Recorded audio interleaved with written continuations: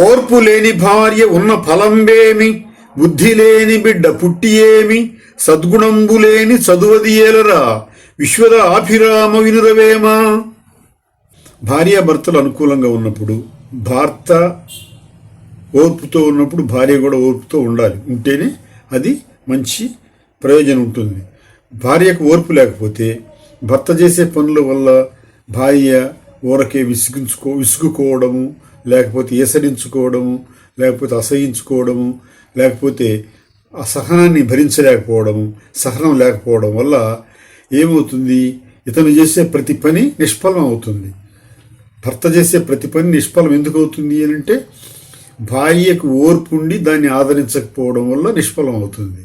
ఇతను వ్యాపారం చేసినా, ఉద్యోగం చేసినా, ఒక మంచి కార్యక్రమం చేసినా, ఒక 10 మందితో కలిసి మంచి మాట మాట్లాడినా, లేదా బంధువుల్ని ఆదరించినా, ఇతరులను ఆదరించినా, ఏ పని చేసినా అతను భర్త యొక్క పనిని భార్య ఆదరంతో ఆదరిస్తే, సహనంతో ఆదరిస్తే, సహనం కలిగి ఉంటే ప్రయోజనం ఉంటుంది, లేకపోతే ప్రయోజనం ఉండదు. అది ఎట్లా అంటే, బుద్ధి లేని బిడ్డ పుట్టాడు అనుకో, దానివల్ల ప్రయోజనం ఏంది? బుద్ధి పెరగాలి. బిడ్డకు బుద్ధి పెరిగితే ప్రయోజనం ఉంటుంది. అట్లా కాకుండా వాడు అడ్డదిడ్డంగా పెరిగి, లేకపోతే చిల్లరమల్లరగా ఉండి, లేదు చెడు సవాస్తులు పట్టి, లేకపోతే చదువుకోమంటే చదువుకోకుండా, మంచి పని చేయమంటే చేయకుండా, తాను అందరికీ ఆటంకమై, అందరికీ అడ్డంగా తయారై, ఇతరులను ఇబ్బంది పెడుతూ, ఇతరులకు కీడు చేసుకుంటూ ఉన్నాడు అనుకోండి, అటువంటి బుద్ధి లేనివాడు, బుద్ధి అంటే మంచి బుద్ధి అని అర్థం. మంచి బుద్ధి ఉన్నవాడు, చెడు బుద్ధి మంచి బుద్ధి రెండు ఉంటాయి. మంచి బుద్ధి ఉన్న కుమారుడైతే ప్రయోజనం ఉంటుంది, బుద్ధి లేనివాడైతే ప్రయోజనం ఉండదు. బుద్ధి లేని అంటే చెడు బుద్ధి అని అర్థం. బుద్ధి ఉండటం అంటే మంచి బుద్ధి అని అర్థం. అంటే ఇక్కడ ఈ మంచి గుణాలు అనేవి ప్రయోజనకారిగా ఉంటాయి. అట్లాగే విద్య ఉన్నది. మరి విద్య మంచి గుణాలను పెంపొందించకపోతే ఆ విద్య వల్ల మాత్రం ప్రయోజనం ఉంది. విద్య సహజంగానే మంచి గుణాలను పెంపొందిస్తుంది, కానీ కొంతమంది ఎడల విద్య కూడా చెడు గుణాలను కూడా పెంపొందిస్తుంది. అంటే అతని తెలివితేటల్ని ఇనుముడింపజేస్తుంది. అతను దుర్మార్గుడైతే ఆ చదువు వల్ల దుర్మార్గం ఇంకా పెరిగిపోతుంది. అతను ఒక నీచుడు, చెడువాడు, చెడ్డవాడు, హీనుడు అయితే ఆ హీన గుణాలు లేదా నీచ గుణాలు పెరుగుతాయి చదువు వల్ల. అంటే చదువు వల్ల గుణాలు పెరుగుతాయని కాదు, అతనికున్న స్వభావం వల్ల ఆ గుణాలు అట్లా ఇంకా పెంచుకుంటూ పోతాడు. అప్పుడు ప్రయోజనం ఉండదు కదా. అంటే చదువు అనేది మంచి గుణాలను పెంపొందించడానికి ఉపయోగపడాలి మనిషిని. అంటే నీతి నియమాలు ఏంటి, మరి పక్కవారి పట్ల ఎట్లా ప్రవర్తించాలి, ఉత్తమం ఏది, చెడు ఏది తెలుసుకోగలగాలి, కాస్త మాట మీద నిలబడగలిగి ఉండాలి, ఇతరులకు సాయం చేస్తూ ఉండాలి, ఇతరులకు అపకారం చేయకుండా ఉండాలి. ఇటువంటివన్నీ ఉంటే అది మంచి ప్రయోజనకారి అయినటువంటి మంచి గుణాలు పెంపొందించుకునే విద్య అవుతుంది. అట్లా మంచి గుణాలు పెంపొందించలేని విద్య మాత్రం ప్రయోజనం లేదు. అట్లాగే మంచి కొడుకు కానివాడు, బుద్ధి లేని కొడుకు పుట్టినందువల్ల ప్రయోజనం లేదు. అట్లాగే భార్య, ఓర్పు లేని భార్య వల్ల కూడా ప్రయోజనం లేదు. సహనము అనేది చాలా ముఖ్యమైనది. భర్తకైనా భార్యకైనా ఒకటే. అయితే భార్యకి ఇంకా ఎక్కువ ఉండాలి. ఎందుకు అని అంటే, భార్య ఇంట్లోనే ఉండి కుటుంబాన్ని చూసుకుంటుంటుంది. భర్త బయట తిరిగి వచ్చి చాలా రకాల వ్యాపారాలు చేసుకుంటూ వస్తుంటాడు.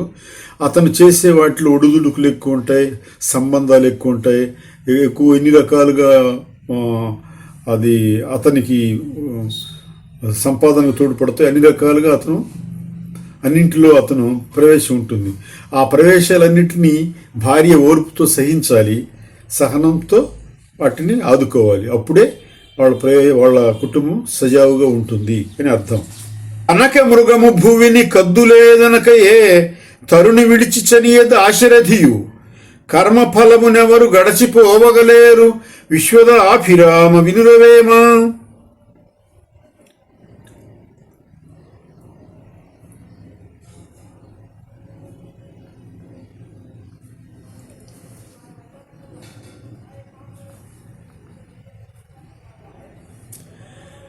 ఇప్పుడు కనకమృగం అంటే బంగారు లేడి, రామాయణంలో ఉన్నటువంటి బంగారు లేడి. రామాయణంలో పర్ణశాల దగ్గర, అంటే రాముడు సీత అడవికి వెళ్ళినప్పుడు పర్ణశాల ముందర బంగారు లేడి కనపడుతుంది. బంగారు లేడి కాబట్టి ఆ బంగారు వనితో ఉన్నటువంటి లేడిని సీతాదేవి చూసి ముచ్చటపడుతుంది. ముచ్చటపడి నాకు ఆ లేడి కావాలి అని అంటుంది.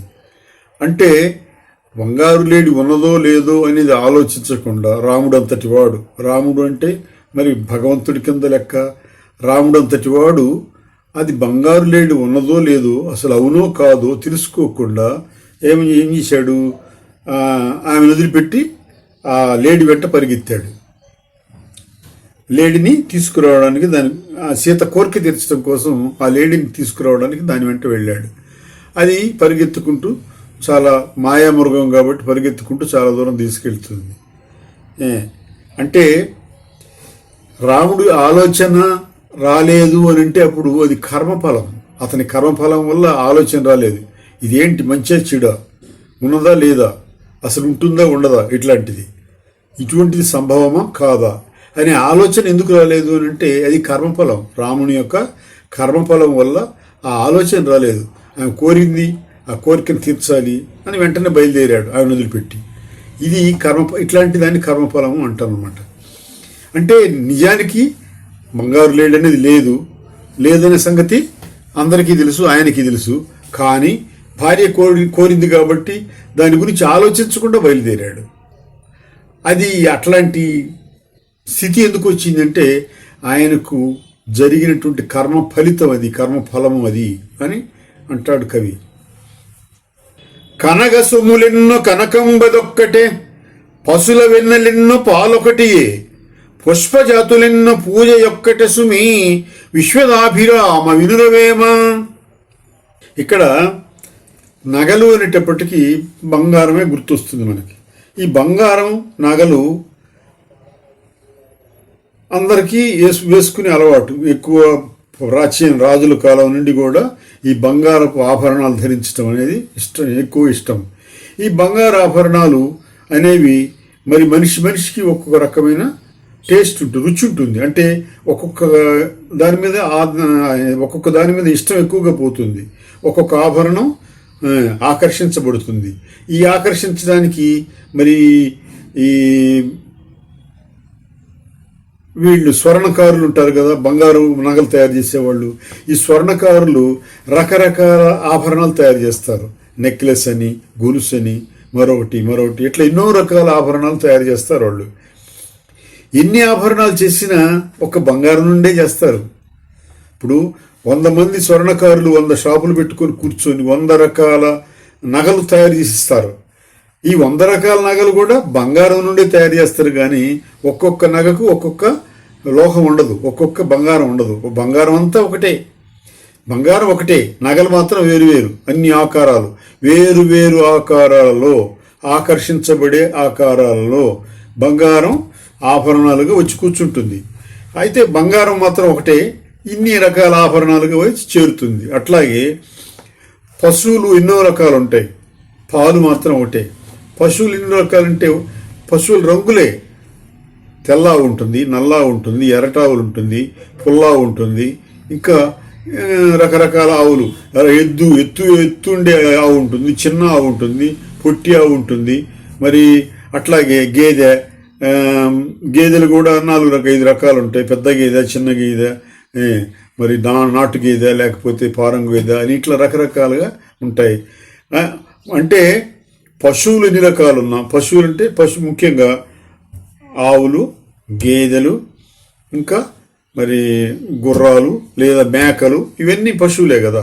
గొర్రెలు, ఇవన్నీ పశువులు. పాలిచ్చే పశువులన్నీ పశువుల కింద లెక్కే. ఈ అన్ని పశువులు అంటే మేక ఇంతే ఉంటుంది, గొర్రె ఇంతే ఉంటుంది, బర్రె చూస్తే చాలా ఎక్కువగా ఉంటుంది, గేదె. అదే ఆవు చూస్తే ఒక మోస్తరుగా ఉంటుంది. మరి ఇవన్నీ తినేది ఆహారం తింటాయి. ఇవన్నీ ఇచ్చే పాలు మాత్రం తెల్లగానే ఉంటాయి. ఇన్ని రకాల పశువులు ఉంటాయి. ఆ గేదె, ఆవు, మేక, గొర్రె, గాడిద, గుర్రం, ఇన్ని రకాల పశువులు ఉంటే వీటిల్లో మరి దుప్పి, జింక, ఇలాంటి ఇన్ని రకాల పశువుల్లో ఒక్కొక్క జాతి అది. ఇన్ని జాతుల పశువుల్లో కూడా పాలు మాత్రం తెల్లగానే ఉంటాయి. ఎన్ని రకాల పశువులు ఉన్నా పాలు మాత్రం తెల్లగానే ఉంటాయి.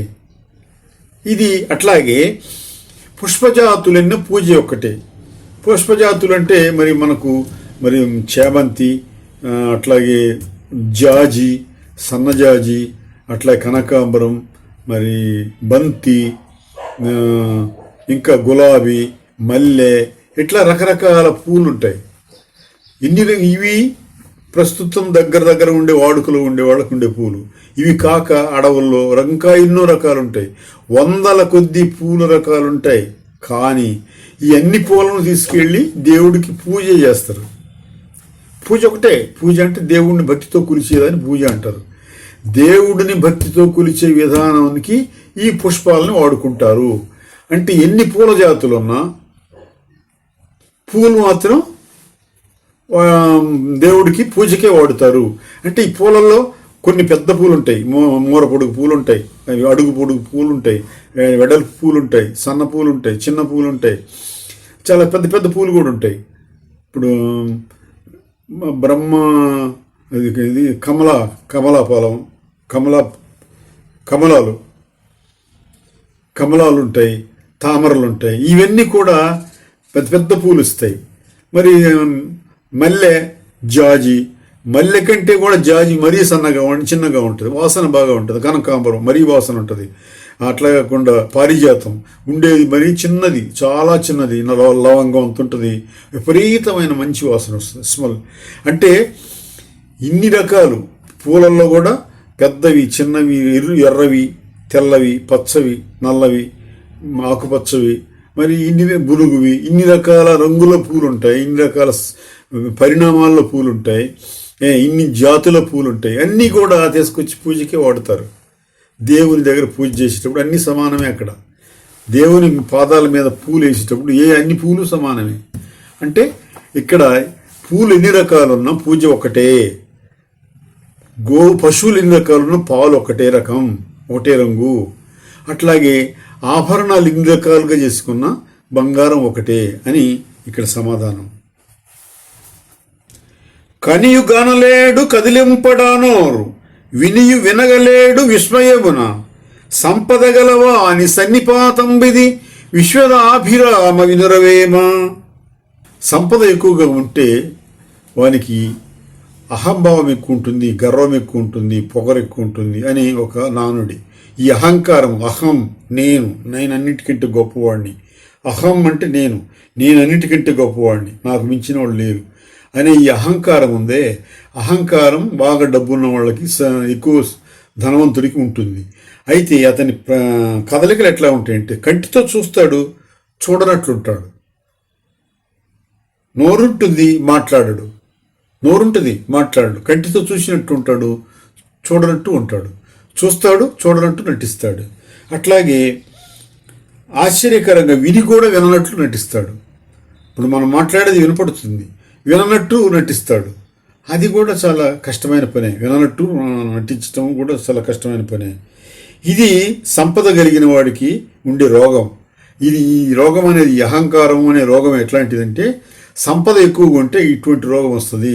సంపద గనవాలి రోగం ఏంటంటే సన్నిపాత రోగం. అంటే ఏంటి? చూసి చూడనట్టుంటాడు, మరి మాట్లాడగలిగి మాట్లాడాడు. అట్లాగే నోరుంటే మాట్లాడు, ఆశ్చర్యంగా విని కూడా విననట్లు నటిస్తాడు. అట్లాగే మరి